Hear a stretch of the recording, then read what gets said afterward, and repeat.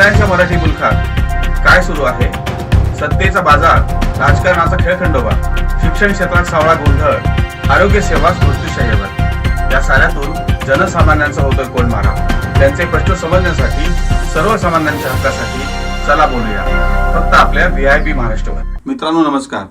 VIP महाराष्ट्राच्या चला बोलूया कार्यक्रमात आपले स्वागत.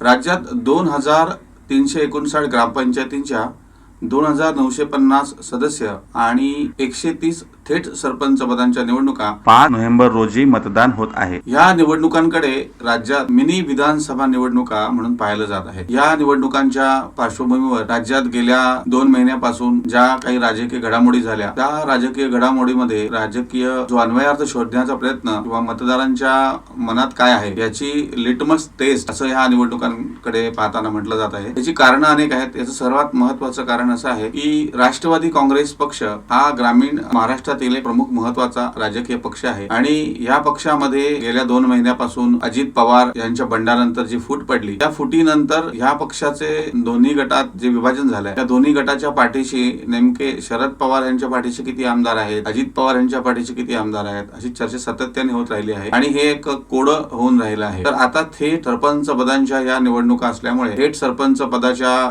शर्यतीत दोन्ही गटांना किती सरपंच पदाच्या जागा जिंकून आणता येतात, यावरून आता या दोन्ही पक्षांचं राजकीय बळ किंवा ग्रामीण महाराष्ट्रातील जनतेच्या किंवा मतदारांच्या मनातलं काय नेमकं स्थान आहे याची चाचणी किंवा याची परीक्षा होणार आहे. या निवडणुकांमध्ये सर्वात महत्वाचा आणखी एक मुद्दा जो आहे तो मनोज जरांगे पाटील यांनी सरसकट मराठा समाजाच्या OBC प्रमाणपत्रासाठी केलेलं आंदोलन आणि त्याला मिळालेला अभूतपूर्व प्रतिसाद, ही पार्श्वभूमी या ग्रामीण भागात होणाऱ्या निवडणुकांना आहे. आणि नुकतंच जरांगे पाटील यांनी 2 महिन्यांचा कालावधी देऊन तुर्तास माघार घेत राज्य सरकारला सरसकट कुणबी प्रमाणपत्र देण्यासाठी अभ्यास करायला वेळ दिलाय. परंतु 5 नोव्हेंबरला मतदार ग्रामपंचायतीच्या निवडणुकीत जरांगे पाटील यांच्या आंदोलनाकडे ज्या पद्धतीने सरकारने 40 दिवसांपासून पाहिलं किंवा ते आंदोलन अगदी शेवटच्या टप्प्यात गेल्यानंतर सरकार खडबडून जागा झालं आणि सरकारने आता राज्यभर कुणबी प्रमाणपत्रांचा पुराव्यांचा शोध घेण्यासाठी सुरुवात केलेली आहे आणि जरांगे पाटील यांना पुन्हा एकदा सरकारला 2 महिन्याची मुदत वाढवून द्यावी लागली आहे. या पार्श्वभूमीवर ग्रामीण भागातील मतदारांना काय वाटतं? ग्रामीण भागातील मतदार सरकारच्या या निर्णयावर खुश आहेत का, किंवा जरांगे पाटील यांनी घेतलेल्या भूमिकेच्या सोबत ते मतदानातून नेमका कोणता कौल मांडणार आहेत याची देखील लिटमस टेस्ट 5 तारखेच्या ग्रामपंचायत निवडणुकांमधून होण्याची शक्यता आहे. ग्रामीण महाराष्ट्रासाठी सगळ्यात महत्वाच्या समजल्या जाणाऱ्या खरीप आणि रब्बीच्या हंगामात यंदा शेतकऱ्यांच्या हाती जवळपास भोपळाच आलेला आहे. राज्यात पावसाचं प्रमाण पुरेसं झालं नसल्यामुळे अनेक भागात पिण्याच्या पाण्याची आणि शेतीच्या सिंचनाच्या पाण्याची टंचाई आहे आणि अशा टंचाईच्या काळात राज्य सरकारकडून त्यासाठी जी तातडीची उपाययोजना केली गेली पाहिजे ती होताना दिसत नाहीये. अलीकडेच मागच्या मंत्रिमंडळ बैठकीत राज्य सरकारने दुष्काळी भागासाठी टंचाईची जी काही उपाययोजना करायला पाहिजे त्या संदर्भातला निर्णय घेतला, परंतु सरकारचा हा निर्णय होण्यासाठी जो विलंब लागला आहे, अनेक राजकीय उठाठेवी आणि राजकीय घडामोडीच्या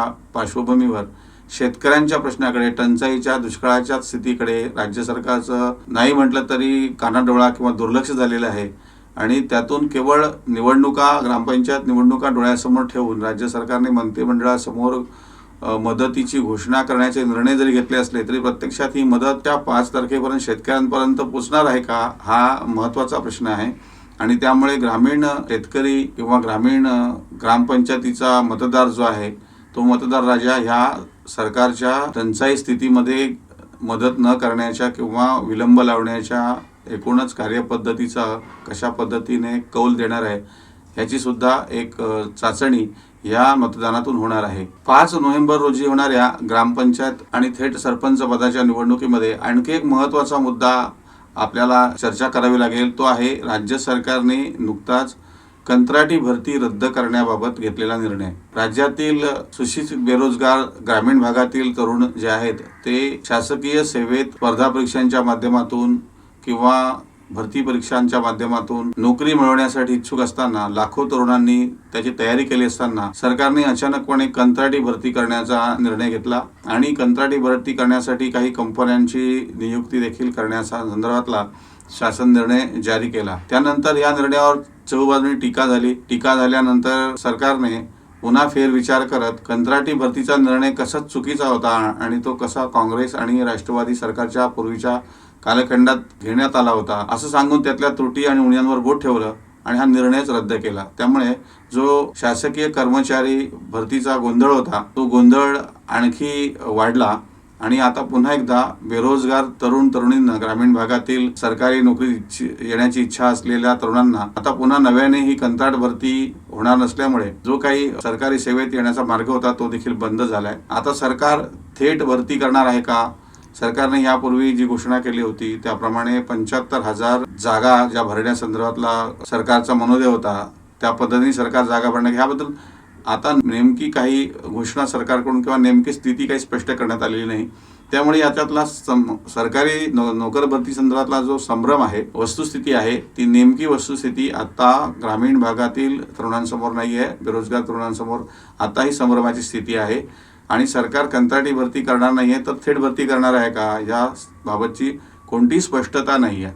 त्यामुळे आता ह्या निवडणुकीमध्ये जो ग्रामीण सुशिक्षित मतदार आहे त्याची काय भूमिका राहणार आहे? 5 नोव्हेंबरला जी ग्रामपंचायतीची निवडणूक आहे त्या निवडणुकीत तरुण मतदारांचं मतदान हे खूप महत्त्वाचं ठरणार आहे आणि हे निर्णायक मतदान सरकारच्या चुकीच्या धोरणांवर बोट ठेवणार आहे का किंवा सरकारला काही जाग आणण्यासाठी मतदारांचा कल दिसून येणार आहे का हे देखील 5 नोव्हेंबर रोजी होणाऱ्या मतदानातून समोर येणार आहे। या निवडणुकांच्या पार्श्वभूमीवर आणखी एक महत्त्वाची घडामोड अशी झाली आहे की सर्वोच्च न्यायालयामध्ये आमदार अपात्रता प्रकरणात जी सुनावणी सुरू आहे त्या सुनावणी संदर्भामध्ये सर्वोच्च न्यायालयाने आता महिनाभराची मुदत विधानसभेचे अध्यक्ष राहुल नार्वेकर यांना घालून दिलेली आहे आणि ह्या मुदतीमध्ये त्यांना निर्णय घेण्याचे निर्देश दिलेले आहेत। आता ह्या परिस्थितीमध्ये गेल्या वर्षभरापासून जो काही गोंधळ सुरू होता त्या गोंधळामध्ये आता नेमकं राहुल नार्वेकर हे शिवसेनेच्या आमदारांसंदर्भातला कोणता निर्णय घेतील या संदर्भातली उत्सुकता आता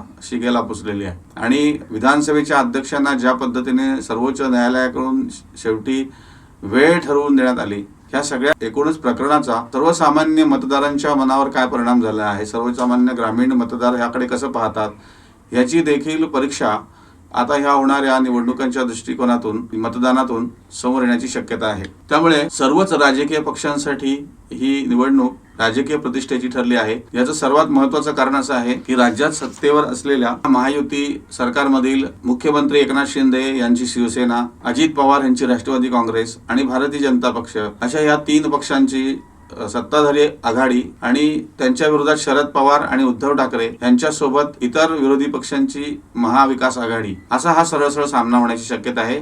130 सरपंच पदांच्या ज्या निवडणुका आहेत त्या तालुका किंवा पंचायत स्तरावरील थेट सरपंच म्हणजे जसं तालुका किंवा पंचायत स्तरावरती थेट आमदार जनतेतून निवडून येतात त्या पद्धतीनेच हे थेट सरपंच निवडून येणार असल्या कारणाने या निवडणुकांकडे मिनी विधानसभा निवडणुका अशा नजरेतून पाहिलं जात आहे आणि हे होणारं मतदान जे आहे ते निर्णायक पद्धतीने येणाऱ्या आगामी लोकसभा निवडणुकींच्या दृष्टिकोनातून देखील महत्त्वाचं आहे।